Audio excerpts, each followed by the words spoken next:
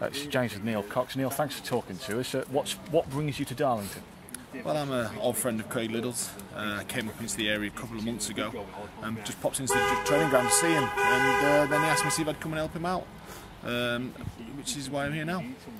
In terms of the work you're going to be doing, is it mainly with the youth, or will you be helping out with the first team too? Mainly with the youth, but obviously I'll be going to the first team games, and if I can help them out, I can help them out. And there's one or two things that I noticed that they have noticed, and that's the way it's going to be, really. Yeah, how much of a difference can that make when you've got a different voice on the training ground? I think that's what's been happening, really. Another voice with a difficult situation the players have been in. But that was my first game against Luton the other night, and it was a good performance, really, and very unlucky not to win the game. So obviously from now on to the end of the season, lads will push forward. I'm sure you're familiar with the situation here, which has been difficult to say the least. But what have you made of the team from what you've seen?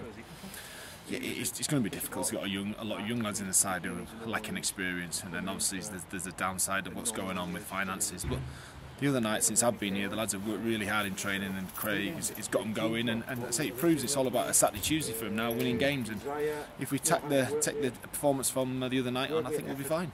People underestimate the conference, don't they, and the quality it holds? It does. There's a lot of quality. There's a lot of pros that drop down to this level and struggle. But it is hard for the young boys. It's a physical league. But as I say, if they keep working hard like they are doing, I've seen them on the training ground and I saw them the other night, I think the club will be fine.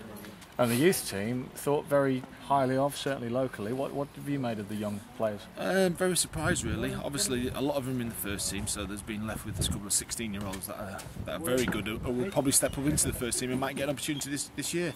So I'm going to just try and help them out. Craig's done a fantastic job, they're very organised, and play good football. And yes, if I can bring one or two other things to them, it'll be good for them as well. What have you made of the job Craig's been doing so far? Because he's been here, there and everywhere, taking who knows how many teams. Well, I don't know how he's done it, really. No wonder his hair's dropped out. But he's done a fantastic job. And say, when I come in a couple of months ago, he was doing everything, and the club was in a dire straits. But he seems to be getting himself a little bit back on their feet, and he's done a fantastic job by doing everything. So I've just come in to help him out, really, take a little bit of pressure off him and take the youth team.